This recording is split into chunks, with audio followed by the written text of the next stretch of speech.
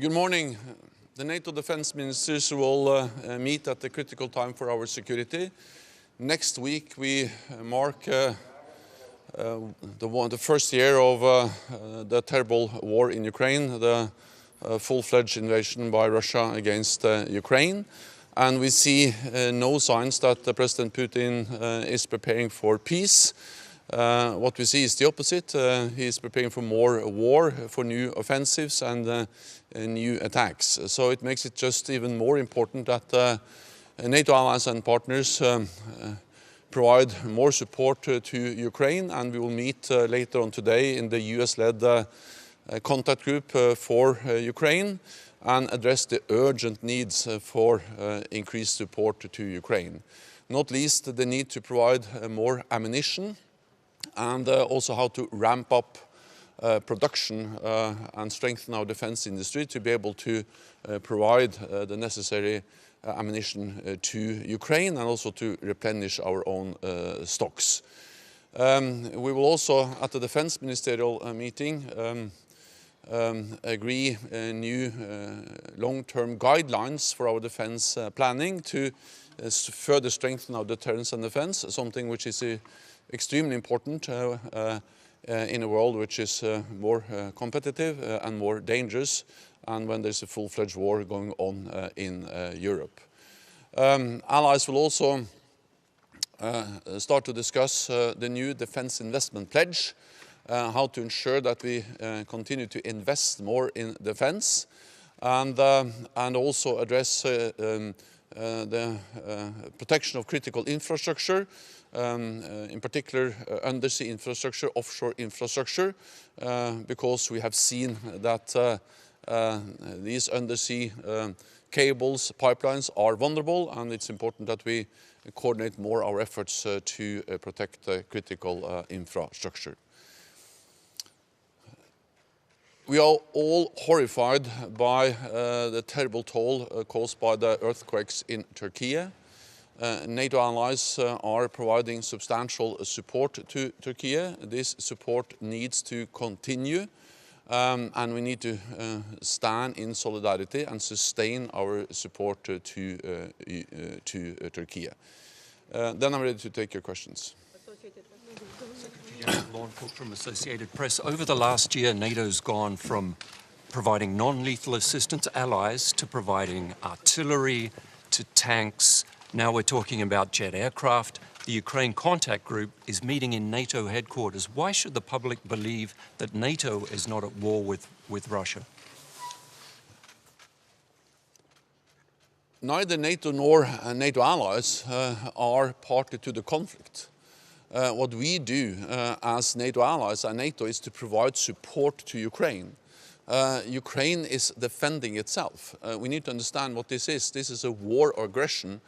President Putin, Russia, has attacked a sovereign, independent, democratic, free nation in Europe, Ukraine. And of course, Ukraine has the right to defend itself. The right of self-defense is enshrined in the UN Charter. It's a part of international law. And of course, we have the right to help Ukraine uphold their right for self-defense. So NATO and NATO allies are not party to the conflict, but we support Ukraine in the right of self-defense.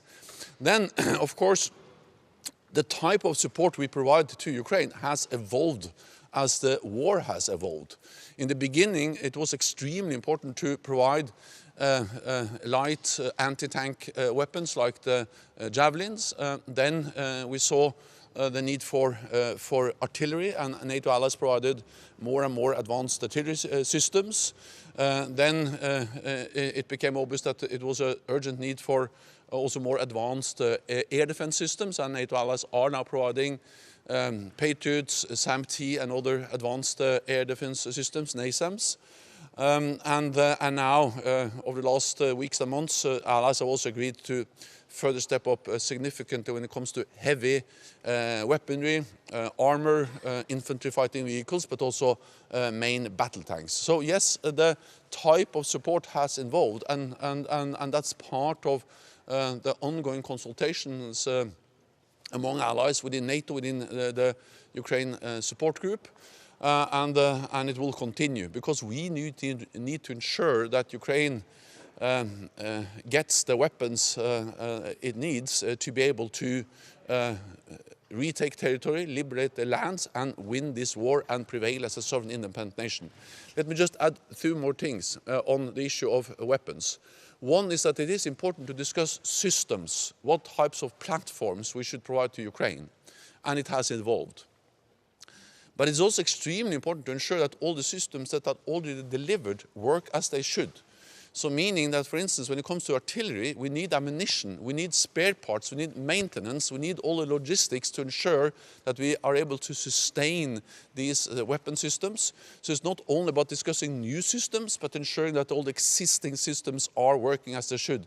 This has become a grinding war of attrition, and therefore it's also a battle of logistics, and this is a huge effort by allies to actually be able to get in the ammunition, the fuel, the spare parts which are needed. The other thing I would say is that the war didn't start in February last year. The war started in 2014, and since 2014, NATO allies have provided support to Ukraine with training, with equipment, so the Ukrainian armed forces were much stronger in 2022 than they were in 2014. And of course that made a huge difference when President Putin decided to attack Ukraine. We'll take two questions over there.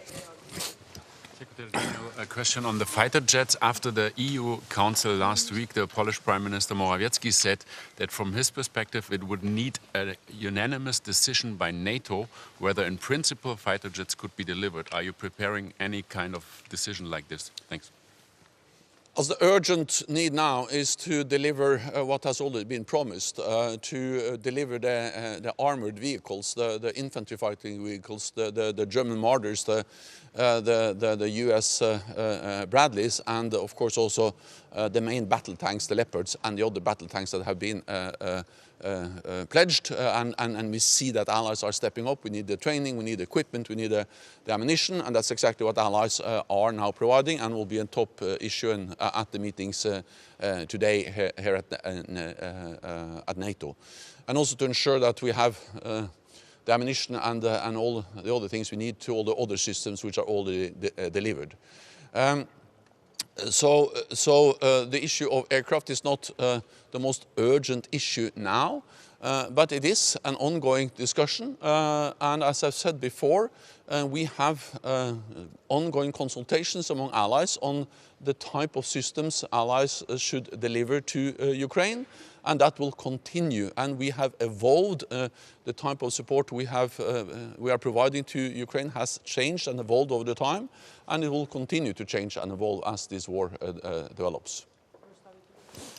Georgian company Secretary, you yesterday mentioned already that ministers also will discuss how to improve support, practical support to partner countries as Georgia, Moldova, Bosnia-Herzegovina. Should we expect some decisions today, and how also going implementation process regarding tailored-made package for Georgia? I think that one of the lessons we have learned already from the war in Ukraine is the importance of provide support to partners sooner than later. As it was important to support Ukraine before the invasion, it is also important to support other partners which are vulnerable for Russian interventions. And therefore allies have agreed to step up our partnership, strengthen our partnership with partners like, for instance, Georgia. And we are now working on how to step up support related to cyber, crisis management and secure communications. So yes, tailored partnership, tailored support is part of what we do with partners like Georgia. Yes, Tony William, Finland. If Turkey wants to ratify Finland before Sweden, would that be acceptable for NATO, and what would be the consequences? So first of all, I think you need to understand the historic dimension of what NATO allies have already decided. All allies made an historic decision at the NATO summit in July last year to invite Finland and Sweden to become full members of the alliance. Then all allies, all 30 allies, signed the accession protocols of Finland and Sweden, and so far 28 out of 30 allies have already ratified. So this has been the quickest ratification or accession process in NATO's modern history, and as invitees, which is now the status that Finland and Sweden have as invited members, Finland and Sweden are more and more integrating into NATO's military and civilian structures. Finland and Sweden sit at the NATO table, participate in our meetings and in our consultations. So Finland and Sweden are in a very different place now than before they applied. They are in a much better place. They have bilateral security assurances from many allies. They are integrating into NATO, and NATO has increased its presence in the region. So already both Finland and Sweden are much closer and much more integrated to NATO. So the main question is not whether Finland and Sweden are ratified together. The main question is that they are both ratified as full members as soon as possible. And I'm confident that both will be full members, and I'm working hard to get both ratified as soon as possible. Secretary General, we understand that sending fighter jets to Ukraine is a long-term investment, but the first steps could already be taken. For example, the United Kingdom has already launched a training program for Ukrainian pilots. So, do you think that NATO can collectively take that first step and agree training Ukrainian pilots today or? Well, you're right that some allies, the United Kingdom has started training of pilots, and allies are now consulting, and there is a conversation ongoing between allies on also the issue of aircraft delivery to Ukraine. But as I said, our top priority, the urgent need now, is to ensure the heavy weaponry, the modern air defense systems, the ammunition, all the other things we need to ensure that Ukraine gets the advanced and modern systems which are already being pledged and that can really make a difference on the battlefield. Thank you very much, colleagues. Thank you.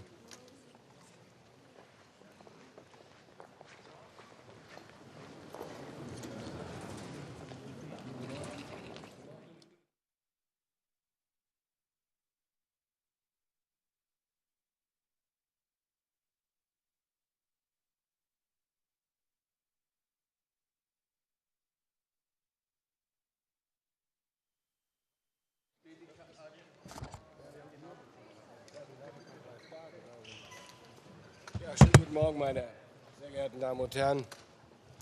Das zweite Rammstein-Treffen innerhalb kürzester Zeit, innerhalb von 10 Tagen.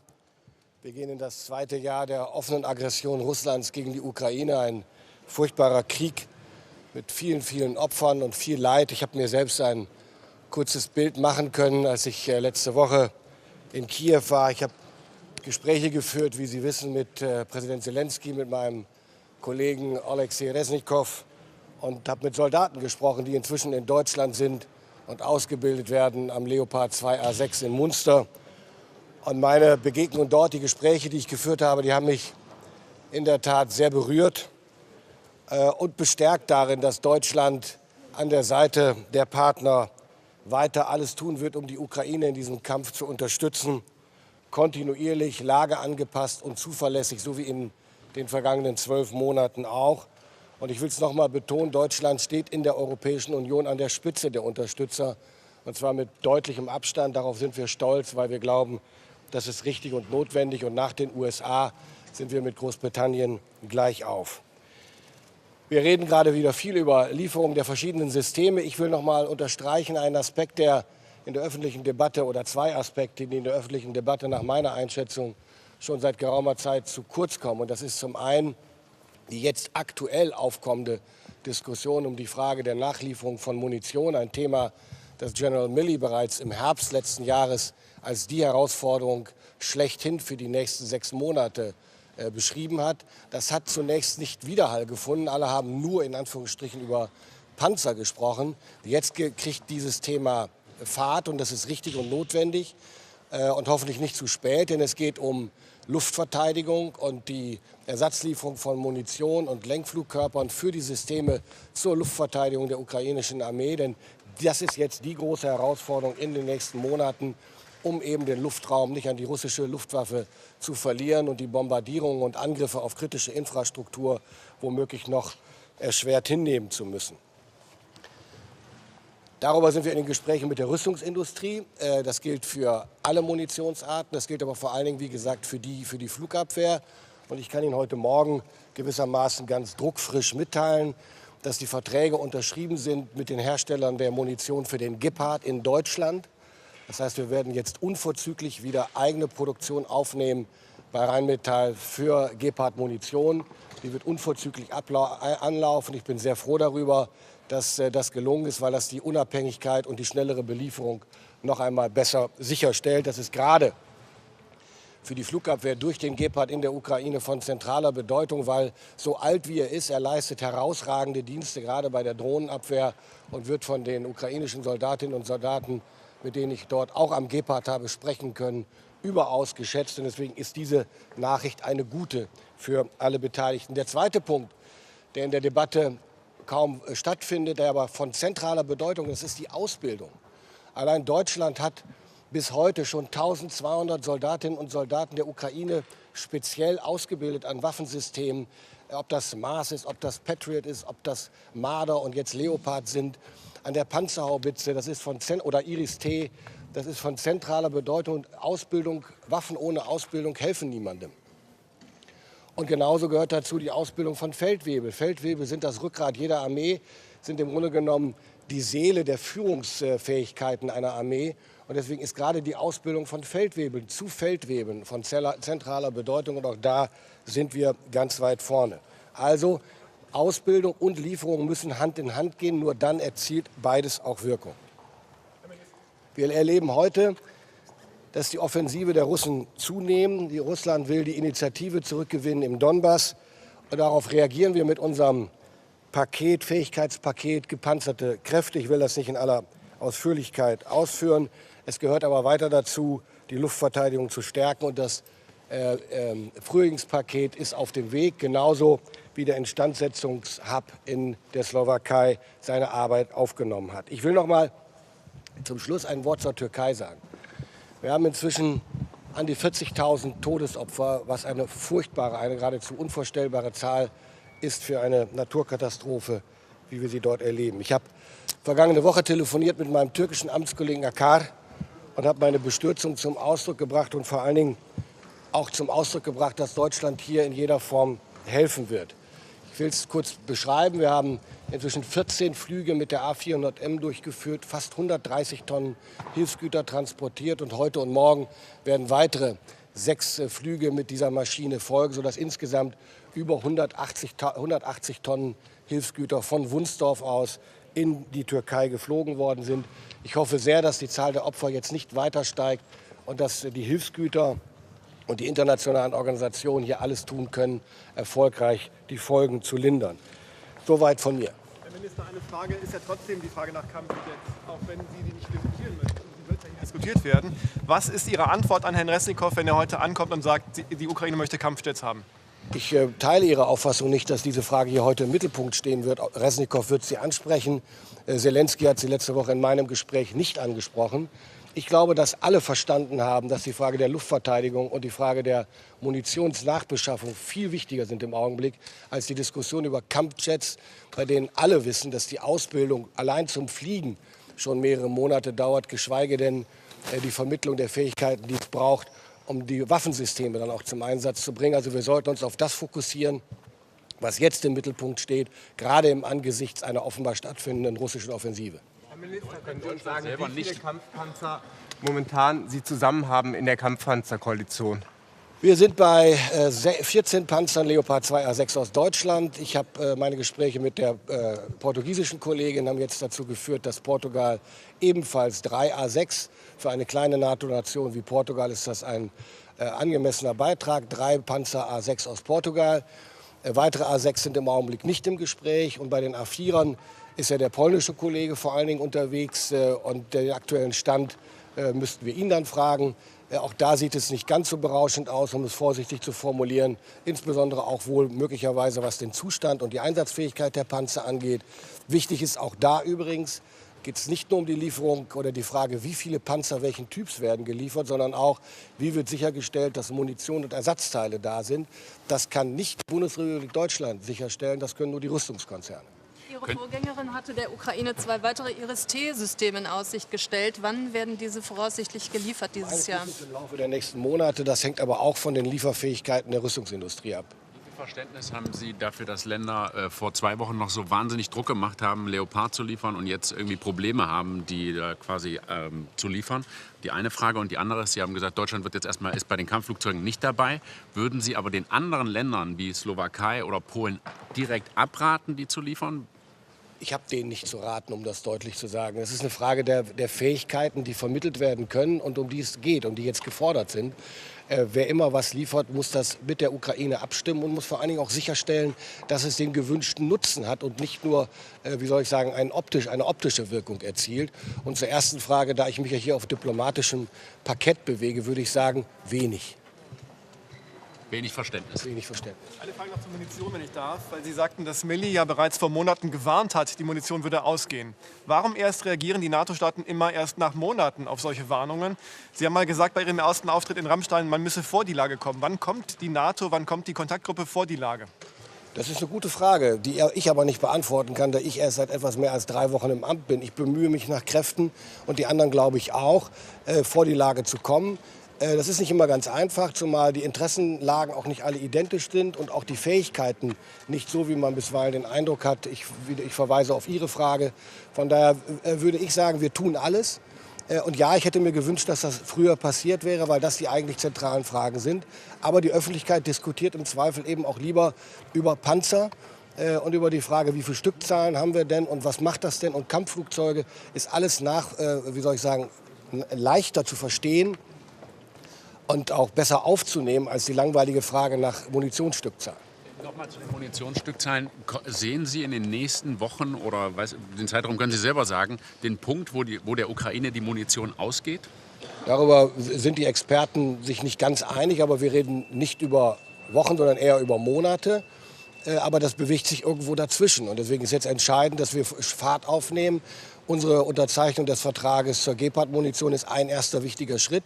Die Rüstungsindustrie kann ich nur herzlich bitten, schnellstmöglich jetzt alle Kapazitäten maximal hochzufahren. Denn das werden die entscheidenden Fragen für die nächsten Wochen und Monate sein.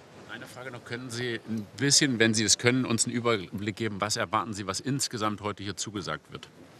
Da würde ich jetzt getreu dem Prinzip, dass das Erwartungsmanagement auch stimmen muss, mich eher zurückhalten. Das heißt nicht, dass ich wenig erwarte, aber ich kann es einfach nicht antizipieren. Ich bin gespannt auf die Gespräche und bin zuversichtlich, dass wir einiges auf die Reihe kriegen, sowohl für die Ukraine als auch für unser Thema der Deterrence und Defense für die nächsten Jahre der NATO, denn das darf bei all dem nicht ins Hintertreffen geraten. Wir haben eine Verantwortung angesichts der neuen Lage, beides miteinander in Einklang zu bringen.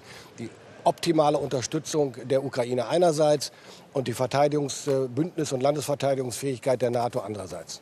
Dass Sie Gepard-Munition jetzt selber produzieren, hat das damit zu tun, dass die Schweiz nach wie vor nicht bereit ist, dass die Munition aus der Schweiz über Deutschland in die Ukraine geliefert wird? Ich will es mal so sagen, die Verhandlungen mit der Schweiz haben Zeit beansprucht und wir waren am Ende der Auffassung, dass es besser ist, den eigenen Weg schneller zu begehen, um darauf nicht angewiesen zu sein. Noch eine Frage. Sie sagten eingangs, wir stehen ja jetzt vor dem ersten Jahrestag des russischen Angriffs. Wie schätzen Sie die Lage militärisch ein? Ist ein Sieg der Ukraine, von der die Ukraine immer redet, realistisch in Kürze? Und sehen Sie weiter das Risiko einer Eskalation in dem Konflikt? Jede militärische Auseinandersetzung, jeder Angriffskrieg auf einen souveränen Staat hat immer das Risiko in sich einer Eskalation. Deswegen ist es so wichtig, dass die Partner hier, also der UDCG, aber alle anderen Unterstützer auch, dass das immer nach dem Prinzip verfährt, das Nötige tun und im Auge behalten, welche Risiken damit verbunden sind. Wir reden hier nicht über einen Überbietungswettbewerb. Ich teile die Auffassung des Bundeskanzlers dazu ausdrücklich. Gerade wegen einer möglichen Eskalationsgefahr muss jeder Schritt abgewogen und abgestimmt geschehen. Und was die militärische Lage in der Ukraine angeht, bin ich zurückhaltend. Ich glaube, es wird kein kurzfristiges Ende des Krieges geben, um es mal so zu formulieren. Und einen kurzfristigen Sieger sehe ich auch nicht. Deswegen ist es so wichtig, dass wir nicht nachlassen, die richtigen Akzente bei der Unterstützung der Ukraine zu setzen. Würden Sie bei den Kampfflugzeugen, bei den Kampfpanzern wurde ja unterschieden zwischen den, sage ich mal, sowjetischer Bauart, die relativ schnell geliefert wurden, und dann um die westlichen gab es eine längere Diskussion. Würden Sie diese Unterscheidung bei den Kampfflugzeugen auch machen? Also ist eine MiG was anderes als ein Rafale? Also erstens ist das was anderes. Ich bin mir aber nicht sicher, wie relevant diese Diskussion ist, auch angesichts der gleichen Frage, die wir bei den anderen Waffensystemen haben, nämlich was ist mit Nachlieferfähigkeit von Munition und Ersatzteilen. Und natürlich kann man im Zweifel auf einer MiG schneller schulen, aber wie viele MiGs es tatsächlich noch gibt und von woher sie kommen und welche Kampffähigkeit sie tatsächlich im Luftkampf hätten, darüber müssen die Experten sich Gedanken machen. Herr Minister, noch ganz kurz zum Thema Schutz von Unterwasserinfrastruktur. Ja. Können Sie noch mal sagen, ganz genau, was aus deutscher Sicht die NATO dort leisten kann und leisten sollte? Wo sind die Defizite? Also die NATO ist hier nicht Hauptplayer, aber ich bin Jens Stoltenberg sehr dankbar für seine Initiative und seinen Vorstoß und auch die Übernahme der Federführung. Entscheidend ist, dass wir hier als NATO, insbesondere als die Anliegerstaaten, als die Anrainerstaaten, alles tun, was wir technisch und maritim können, um diese Allianz gewissermaßen zum Schutz der kritischen Unterwasserinfrastruktur dann auch zu gewährleisten. Und das können wir am besten gemeinsam mit der NATO, aber unter Berücksichtigung von internationalem Recht und anderer Fragen. Vielen Dank. Vielen Dank.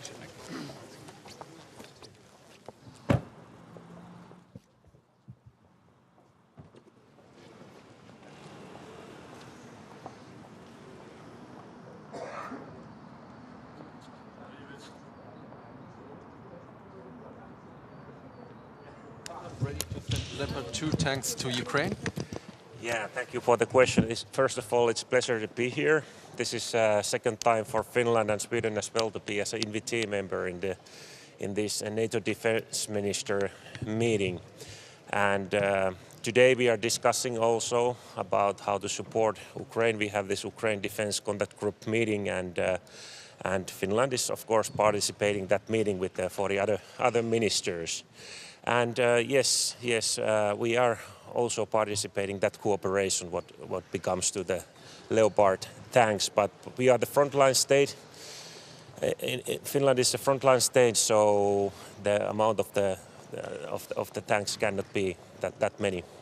Do you have a more concrete number? How many could you imagine to send? Yeah, unfortunately, it's a security issue for Finland as well. So we don't tell in public how many and what kind of support we will have in that cooperation and that coalition. But there are many ways to be in. There is training, there is spare parts, and logistics, and so on. But Finland is part of that. And when is the Leopard 2 coalition ready, actually? Because we have discussions now since 2 weeks ongoing, and so far not much has happened. This is what we are discussing in these 2 days as well. So maybe we are smarter after these 2 days. Wouldn't you say, Minister, that speed is of essence right now? Excuse me? Wouldn't you say that it's important, that speed is crucial right now, that it's important to speed up the whole process when it comes to the delivery of tanks and other more advanced weapons? It's important to support Ukraine the most effective way, and from the Finnish perspective, I have to say that we have supported. We have been giving 12 packages already, and amount of those packages is almost 600 million euros, and for the size of Finland, it's more than 107 euros per capita. So we have been supporting Ukraine, and we will continue, and we need to continue that as well. And now we are preparing our 13th package in Finland. Jos saisin kysymyksen suomeksi, niin tuossa Naton pääsihteeri Stoltenberg totesi, että ei ole tärkeää, että Suomi ja Ruotsi menevät yhdessä NATOon, vaan on tärkeää, että molemmista maista tulee Naton jäsen. Niin tarkoittaako tämä nyt eriaikaista NATO-jäsenyyttä Suomelle ja Ruotsille? On tärkeää, että Suomi ja Ruotsi molemmat NATOon liittyvät, ja tietysti meidän ensisijainen tavoite on se, että me yhdessä yhtä aikaa sinne pääsisimme, mutta tämä ei ole pelkästään tietysti Suomen kysymys, tässä on monia liikkuvia tekijöitä, tämä on myöskin Naton kysymys, ja pääasia on, että me molemmat ollaan siellä sitten Vilnan kokoukseen mennessä. Voiko tästä nyt tulkita kuitenkin se, että Natolle sopii se, että Suomi ja Ruotsi tulevat jäseniksi eri aikaan, eikä tätä niputeta tätä jäsenyyttä? No en tiedä tarkkaan, mitä Stoltenberg on äsken tässä tiedotustilaisuudessa sanonut, mutta tärkeintä on se, että molemmat sekä Suomi ja Ruotsi siellä Natossa on. Se on Naton puolustussuunnittelun kannalta tärkeä, se on meidän Suomen turvallisuuden kannalta tärkeä, Ruotsin kannalta tärkeä ja tämä käsi kädessä on se meidän lähtökohtamme NATOon liittymisessä Ruotsin kanssa, mutta se nähdään, onko tässä aikataulutuksessa nyt sitten eroja. Onko nyt tullut jotain aikataulukysymyksiä esimerkiksi tämän Turkin maanjäristyksen suhteen, että kun on toivottu, että tässä kevään aikana jo mahdollisesti Turkki ratifioisi tämän jäsenyyden, niin onko teillä nyt tuoretta tietoa tästä? Tästä ei ole nyt uutta kommentoitavaa. Minister, you're still waiting on your membership application moving forward. Are you getting frustrated at this stage? No, we are not frustrated. We need to understand that only half a year and 28 countries out of 30 has already ratified Finland and Sweden to NATO. So we are waiting those two countries, Hungary and Turkey, and hopefully they will make their decisions soon. Thank you very much. Thank you.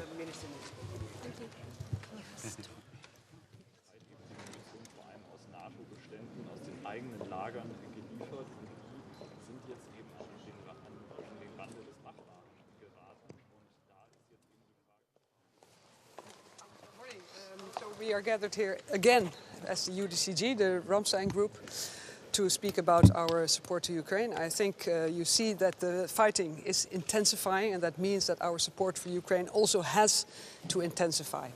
And we feel that time is now of the essence. And therefore it's a very good thing that we're now again coordinating our efforts. You know that the Netherlands has already committed more than 1 billion euros in military aid to Ukraine. We have made a budget reservation for this year for 2.5 billion. So we are thinking ahead, we are planning ahead. It is about, of course, about weapons, but it's also about spare parts. It's about ammunition. It's about training, very important. The training that we do together with our partners. And everything to make sure that Ukraine can continue to resist the Russian aggression. Because the atrocities are going on, the air attacks are going on, and we know at the fronts that the capacity building of the Russians has now turned into an intensified fight. So vital, important to speed up our efforts. Apparently the Netherlands have received a request to send F-16 fighter jets to Ukraine. Has there been already progress made on this request? Will the Netherlands send them to Ukraine? Or well, we have very intense contacts with the Ukrainian armed forces. I talked to my colleague Alexei Resnikov this morning. And we always take the request from Ukraine very seriously. And it is true that they have also requested F-16s, and it is also something that we take very seriously. Of course, this is a complex weapon system, and we have to debate this with our partners, also with the United States, and we have to think about feasibility, and it is something that will take time. And it is best done behind closed doors. To see what is possible, what is not possible, what the consequences would be, how you could start such an operation. So that is where we are at this stage. And Ukraine is very aware of the fact that this is something that will take time. And in this way you cannot compare it to, for instance, the main battle tanks that are now being delivered to Ukraine for the fight in the coming months. Are you going to deliver Moroccan tanks?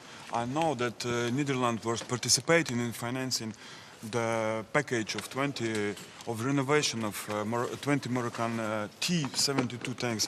Do you think there is a chance to transfer another packages of Moroccan tanks to Ukraine? Well, I don't want to talk about the origins of these tanks, but we have, together with the Czech Republic and the United States, provided T-72s who are being refurbished in the Czech Republic. The second thing is that we now, with Denmark and Germany, are paying for the Leopard 1s. So they are also acquired from industry, being refurbished and being made available for Ukraine as soon as possible, where we know that at least 100 of these Leo 1s can be delivered to Ukraine, and maybe more. We're still working on that. And then, of course, aside from that, there is the tank coalition for the main battle tanks, the more modern ones like the Challenger, the Leo 2 and the Abrams. And there we have very intense cooperation, also because it's not only about the main battle tanks, it's also about the training, the ammunition, and everything you have to arrange around that. And are you ready to buy the Euro tanks that you're leased today and send them to Ukraine, which was suggested by Rutte at some point? No, I think to be perfectly clear on that, so the Netherlands is in this tank coalition, but we don't have tanks, we don't own tanks, but we have a very integrated cooperation with Germany, and in that cooperation we use German tanks, and we are very happy that Germany has decided to provide German tanks, Leo 2s, to Ukraine, and we support every decision that Germany takes on this issue, but it's up to Germany to decide which tanks they will use to send to Ukraine. Minister, Ukraine says that fighter jets, if they will be sent, they could change the course of the war, and they are really important for them. Do you share this assessment? Well, I think we share the assessment that this war could take a long time. And in that time, the Ukraine armed forces have to transition, because they were using a lot of Russian capabilities, like the tanks, but also the MiGs. And they have to transition to European, American and other capabilities. And in that transition, I completely understand that they also want to transition in their air defense and also with the fighter jets. I think that has to be part of the consideration that we're going through now. And how is the Dutch perspective? How much of an escalation could that mean to deliver fighter jets? I think that every escalation that we see in this war is escalation by the Russians. They started the war, they started the mobilization, they started the air attacks of the whole country, and they are intensifying the fighting at the fronts as we speak. That is the escalation that I see. What we are doing is supporting Ukraine for whatever they need really to defend themselves against this aggression. And we have done that in different phases as the war has developed. We have also developed the assistance provided. In everything, from the training to very heavy fighting capabilities like main battle tanks, but also earlier the Panzerhowitzers, for instance, that the Netherlands provided together with Germany. So I think in itself a weapon system does not mean escalation, it means a response to an escalation from the other side. And do you have, what is your reading? There was a lot of pressure on Germany to deliver the Leopard 2 tanks. Especially from Poland, for instance. But now Germany seems to be quicker in delivering than Poland. Do you have any understanding of that?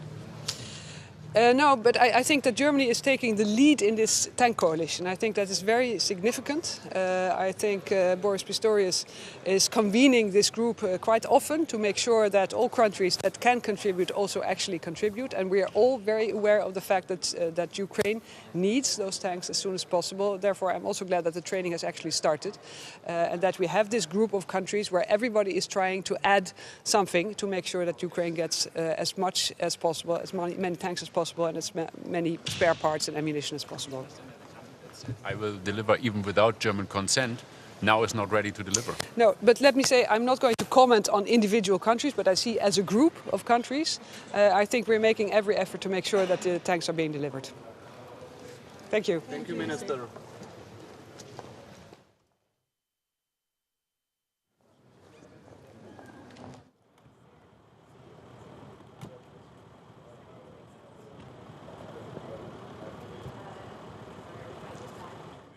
Days ahead of us.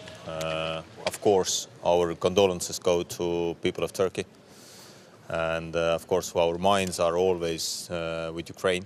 And a good friend of mine, Oleksiy, is still here, and I'm very glad to see him here, and we will have very fruitful discussions for sure. I would like to highlight a couple of things. First, of course, our goal has to be that we will increase our defense spending. Estonia will do a lot, so we will have our defense expenditure this year to 2.8%, even a bit more.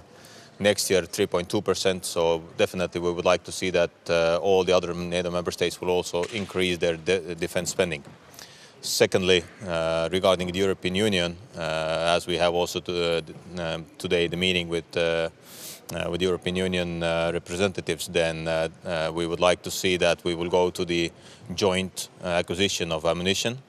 We would like to see that we will buy together in European Union at least 1 million rounds for Ukraine. This is very important to keep them healthy and then keep them up with fighting. And third topic I would like to raise is that we try to help Ukraine with approximately 100 billion this year altogether. This should be our aim, because at the moment it's less.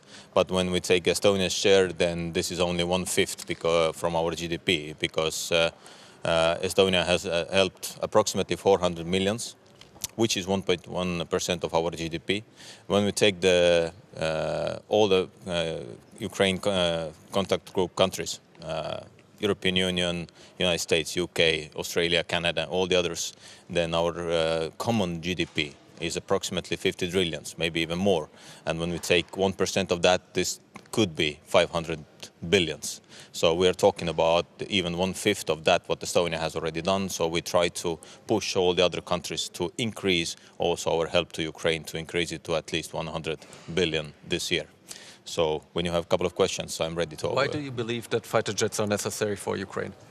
Any kind of help is necessary for Ukraine, because Ukraine has to win this war. So we had many questions, should we send tanks? Now this decision is made. So we had, prior to that, many questions how many ammunition we could send. So always there has been a question before and then the answer after that. So, and we know that Ukraine needs any kind of help, and that means also the jet fighters. Do you see a risk that those fighter jets will be used to attack a Russian country? No, I don't see that, because my good colleague Alexei has said many times that they will not go to Russian territory. Are you disappointed that it's now like basically 2 weeks that there has been formed this coalition of Leopard 2 tanks, and so far there hasn't been any deliveries, no firm commitments by NATO allies except Germany and Portugal? Any equipment, any asset you will give to Ukraine, what they have not used before, there has to be a training. So this is why we need to also build up very quickly the training missions. And of course, this is extremely important. You cannot send just tanks without any training. And as we see, Poland already started the training. What do you think about practical support to partner countries such as Georgia, Moldova, Bosnia-Herzegovina in these times? At the moment, our focus should be in Ukraine, because Ukraine war will define how the security infrastructure, security environment here in Europe will look alike. That means also, of course, we see some concerning news coming from Moldova.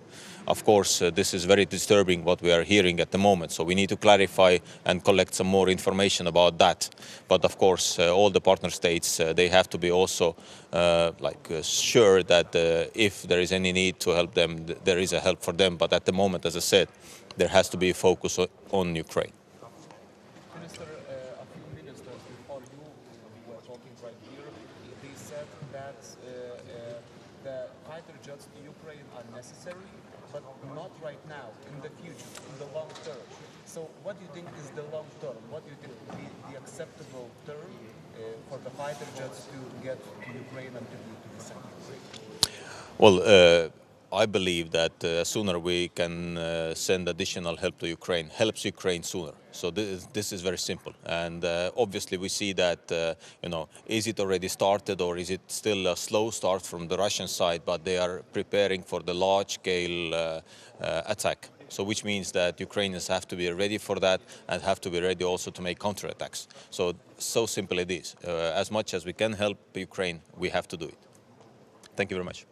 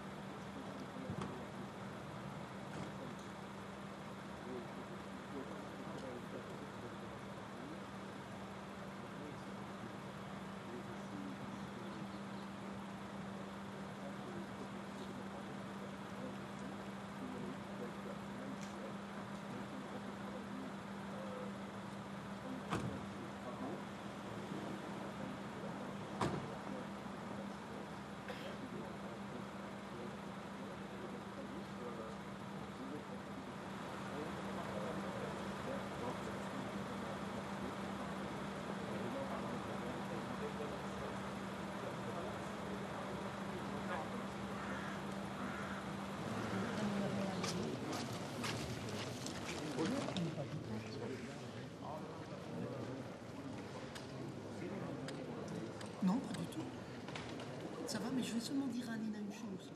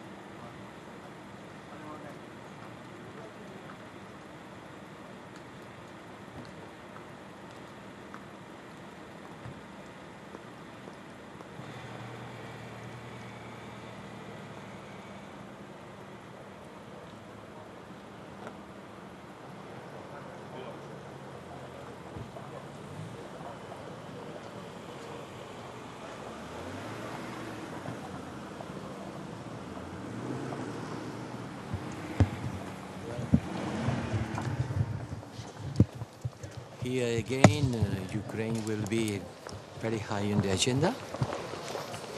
We'll coordinate the way we continue supporting Ukraine because the war continues raging. Everybody will present their proposals, and I am sure that among all of us, we will continue providing a strong military support to Ukraine in order to face the aggression. This aggression is brutal. Today, the Russian attacks continues against any kind of civilian infrastructure with a lot of casualties. So unhappily, there is not sign that Russia wants to stop the war. So we have to continue supporting Ukraine, and we will do it all together. What is the position on fighter jets for Ukraine? Let's see. Ministers will discuss also stepping up the support for partner countries like Georgia and Moldova. What threats do you see and consequences of the war for partner countries? And also would like to ask you about Moldova. President yesterday made a statement that Russia aims to overturn legitimate government in Moldova. We know how much Moldova is under the Russian pressure. You know that Moldova will be hosting the political conference about the European political community. This will be a good occasion for everybody to show support to Moldova to face the Russian pressure, which is every day stronger. And just about Georgia and the situation in the Caucasus, the NATO will also discuss about it today. Representative, Estonia's defence minister just called for joint procurement of ammunition at European Union level. What's your comment on that? Well, with the European Peace Facility, we are providing funding for the member states to buy. In the past, the European Peace Facility already did procurements to provide non-lethal arms for countries with whom we have a partnership. I think that the European Peace Facility could perfectly mobilize its resources in a more common way. Now we work country by country. I don't see any inconvenience with the European Peace Facility, which is an intergovernmental fund. It's not European Union budget. You cannot buy lethal arms with the European Union budget. That's clear. But the European Peace Facility is an intergovernmental fund, and this can be used on the way we consider more appropriate. I will present proposals to the Foreign Affairs Ministers on Monday. What kind of proposals? We'll have to wait till Monday. Thank you. Thank you.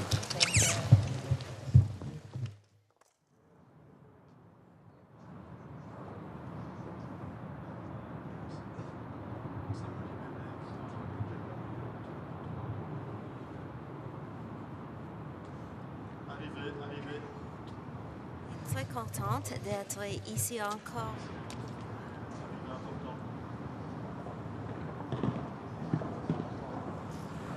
Pour l'Ukraine, le Canada a déjà livré plus de $1 milliard en aide militaire pour l'Ukraine et plus de $5 milliards pour aide économique, humanitaire et militaire pour l'Ukraine.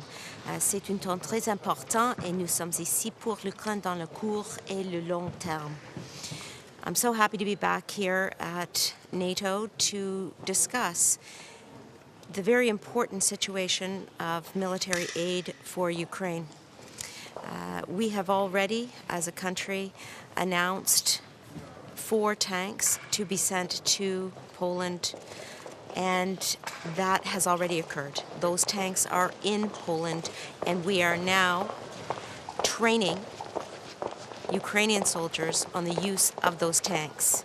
So I am very pleased to say that in a very short amount of time since we made the announcement of 4 tanks to go to Ukraine, despite the geographical distance that Canada has from Ukraine, we have sent those tanks. They are on the ground, and we have 25 Canadian Armed Forces members in Poland training the Ukrainian Armed Forces members on the use of the Leopard 2A4 tanks.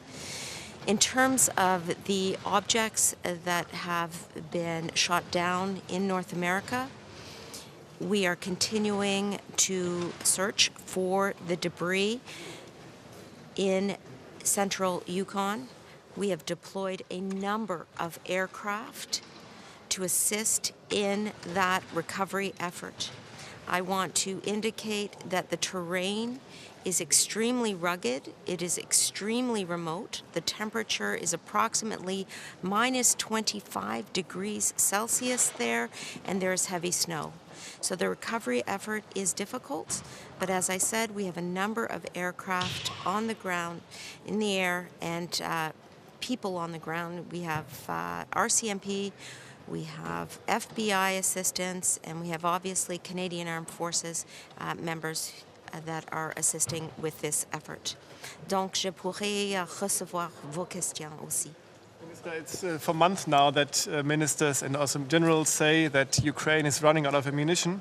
And now it seems that the Ukraine Defense Contract Group is going to answer to that. Why always this late reaction to something that is actually foreseeable for quite a long time? I don't characterize this as a late reaction. I actually think that the members of the Defense Contract Group have been very forthcoming with aid over the past year. This is our 9th meeting or so.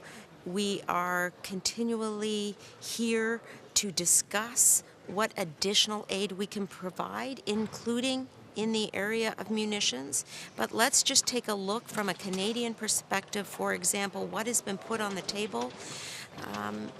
We have had anti-tank weapon system, we have had M777s, munition for the M777s, a NASAMS defense system, 200 vehicles, 39 additional armored vehicles from GDLS in Canada, over 50 cameras for drones. This is just the country of Canada. If you think about the membership in the Defense Contract Group being over 50 countries and the continual aid that is being put on the table, we will continue to step up in any way we can. And I will say that the process of the Defense Contact Group, and we are about to engage in that process right now, is for all of the members to sit around the table and to identify areas of need for Ukraine. We hear directly from Minister Resnikov, of course, and then we try to step up with the aid that we each have. And that's why we're putting 4 tanks on the table, the Leopard 2A4 tanks, but we will continue to be there for Ukraine in the short and the long term. You just mentioned the 4 Leopard 2 tanks from Canada. How disappointed are you that apparently European allies are not delivering their Leopard 2 tanks so far?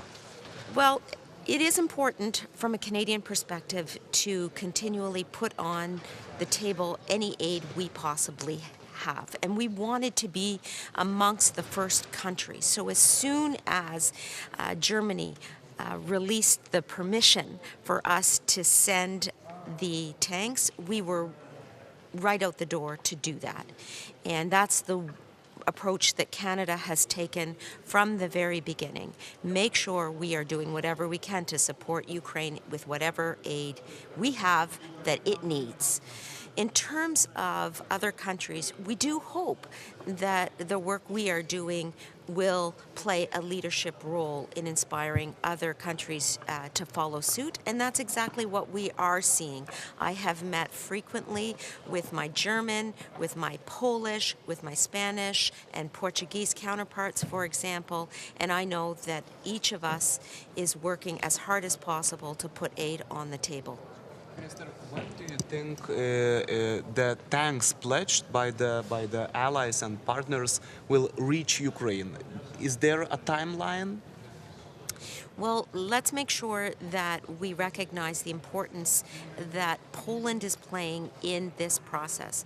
When we met to discuss the sending of tanks, the Leopard 2A4 tanks in particular, we focused on the need for there to be a staging area where training could occur and where the spare parts and munitions would be located.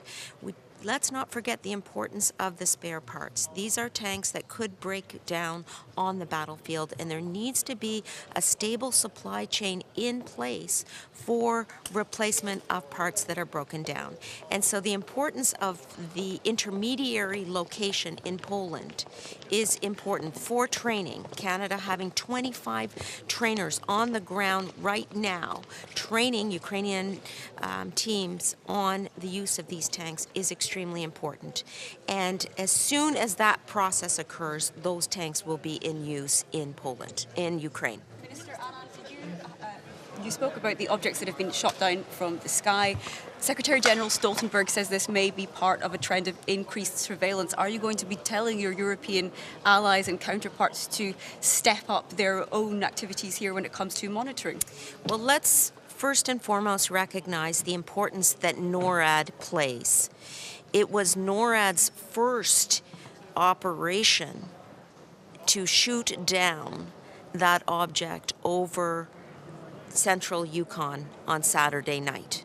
And NORAD actually occupies an important place on NATO's western flank. And so I want to stress the importance of our multilateral alliances first and foremost if that issue arises today and tomorrow.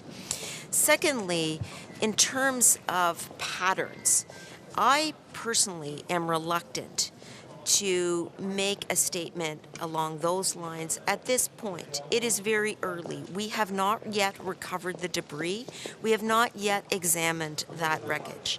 And I am a person that likes to deal in facts, and I will wait until the facts are presented to me from an analysis of that debris before making a statement relating to a pattern. I would also like to mention that there's intense collaboration regarding the analysis of the debris. We have the FBI involved, we have the RCMP involved, we have the Canadian Armed Forces involved, and several aircraft. And so this is a collaborative effort, and as we move through the process and retrieve the debris and undertake the analysis, we will have more to say. Minister, what is your position on fighter jets for Ukraine, please?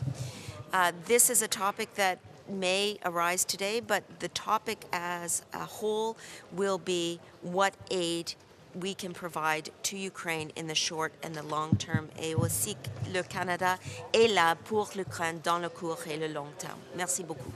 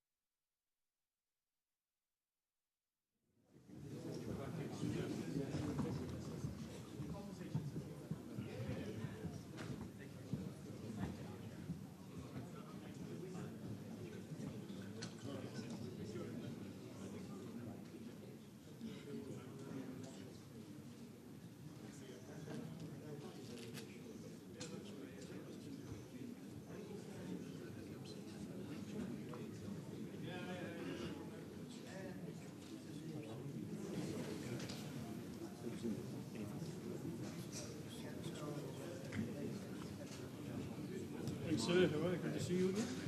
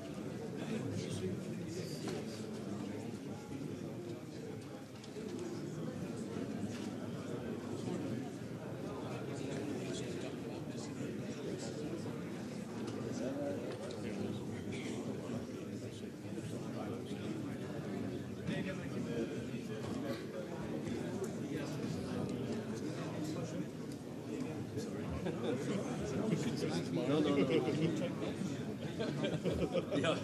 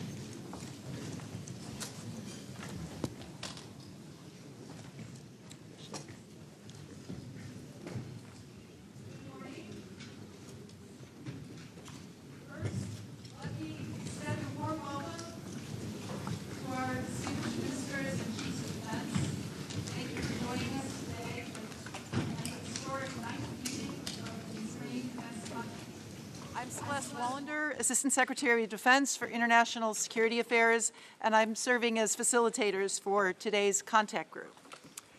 I would like to thank Ukraine's Minister of Defense, Alexei Reznikov, for joining us again today. We value your presence and are looking forward to hearing your thoughts here shortly. So now please let me introduce Secretary of Defense Lloyd Austin to deliver opening remarks. Mr. Secretary. Thank you, Celeste. Good morning, everyone. It's great to see you all at our 9th meeting of the Ukraine Defense Contact Group. And before we get started, I want to express my deepest condolences for the tragic loss of life caused by the earthquakes that struck Turkey and Syria last week. And the United States will continue to work urgently with our Turkish allies and others to rush assistance to those in need and in anguish after this terrible tragedy. Now, I'm proud to be here with representatives from across the globe, and we're here to reaffirm our resounding support for a free and sovereign Ukraine. Nearly 1 year ago, Putin began his unprovoked and indefensible invasion of Ukraine. Putin thought that in a matter of days, his forces would seize Kyiv and overthrow Ukraine's democratically elected government. And he thought that the international community would just live with it. As President Biden said last week in his State of the Union address, Putin's invasion has been a test for the ages and a test for the world. Ladies and gentlemen, we've responded by standing up for our shared values of sovereignty and freedom. And we've risen to this challenge with unity and resolve. We've moved out with urgency, the urgency that the moment demands. And time again, it has mattered that we delivered on what we promised to Ukraine. Russia did not prevail, Kyiv did not fall, and Ukraine's friends did not falter. In the years since Putin's war of choice began, Ukrainian soldiers have won the battles of Kyiv, Kharkiv, and Kherson. They've pushed back invading Russian forces with javelins and stingers and other systems donated by the countries in this room. The world was inspired by the resilience of Ukraine's people and the courage of Ukraine's troops. Even in the face of setbacks, Ukraine has shown that it will prevail. And more countries have rushed to help Ukraine fight for its territory, its sovereignty, and its freedom. And your presence here just proves that countries of goodwill from all around the world continue to step up and to ensure that any setbacks are only temporary. And together, this contact group has made it clear that we will support Ukraine's fight for freedom over the long haul and help Ukraine hold and advance during the spring counteroffensive. With unity and urgency, we will again deliver the support that we have promised to Ukraine. We will put capabilities into the hands of trained Ukrainian forces so that they can be integrated together on the battlefield. Now, we know how to do this. Last April, we held our first contact group to coordinate our contributions to Ukraine, and these meetings continue to embody the unshakable, enduring support for Ukraine from all over the world. This contact group stands as a testament to our unity. Unity of purpose, unity of effort, and unity of values. None of us could have accomplished this much alone, but together we have committed nearly $50 billion in lethal assistance to Ukraine since the start of Russia's all-out invasion last February 24th. And our coordination is making a real difference in real time. The United States, Germany, and the Netherlands are working together to provide Patriot air defense systems to Ukraine. France and Italy are working to provide a SAMP-T air defense system. And a consortium of countries, including Germany, Poland, Canada, Portugal, Spain, Norway, Denmark, and the Netherlands are working together to provide Leopard battle tanks to Ukraine. For more armored power, the United States, the Czech Republic, and the Netherlands are jointly providing more than 90 T-72 tanks. This is in addition to Poland's latest donation of T-72s. The UK has provided a company of Challenger main battle tanks and has worked with several countries to source more ammunition for Ukraine's defenders. And we're working together on training for the Ukrainian armed forces through bilateral and multilateral training initiatives like the European Union's Military Assistance Mission. All of these donations and joint initiatives flow from our unity and our resolve. But we still have much more to do together, and we must intensify our focus. Ukraine has urgent requirements to help it meet this crucial moment in the course of the war. And President Zelensky underscored Ukraine's need for more equipment at our last meeting in Ramstein. So we're fortunate to be joined again by my good friend, Ukrainian Minister of Defense, Oleksiy Reznikov. And Oleksiy, thanks for your leadership and for joining us again today in person. And let me also welcome Ukraine's Deputy Chief of Defense, Lieutenant General Moishuk. It's great to have both of you here with us, and your presentations will help us sharpen our focus on the situation on the battlefield and Ukraine's most critical needs. Of course, it isn't just our goal to provide equipment, it's to provide full and lasting capabilities. So today we'll continue talking about integrating and synchronizing our support so that Ukraine has combat-credible capabilities that matter and endure. We'll also hear from our EUCOM commander, General Cavoli, on the integrated training that's being conducted across Europe. And we'll discuss industrial-based initiatives that will help sustain our support to Ukraine for the long term. We'll also talk about ongoing accountability for the historic levels of security assistance that we're providing to Ukraine. And Minister Reznikov, let me commend you for your team's cooperation on this.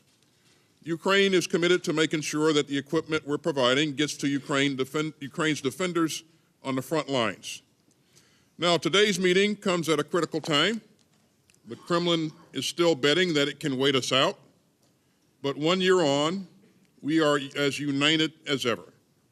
And that shared resolve will help sustain Ukraine's momentum in the crucial weeks ahead and help Ukraine travel the challenging road that lies beyond. And looking around this room today, I know that our unity will only grow. We all understand the stakes in Russia's war of choice. This isn't just about Ukraine's right to live in peace and security. It's also about the kind of world that our children will inherit. None of us want to live in a world where autocrats can assault their peaceful neighbors, trample their borders, and bombard their people.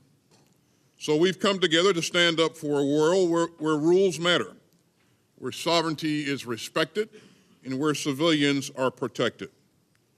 Now, let me pause for a moment while our friends in the media depart, and then we'll hear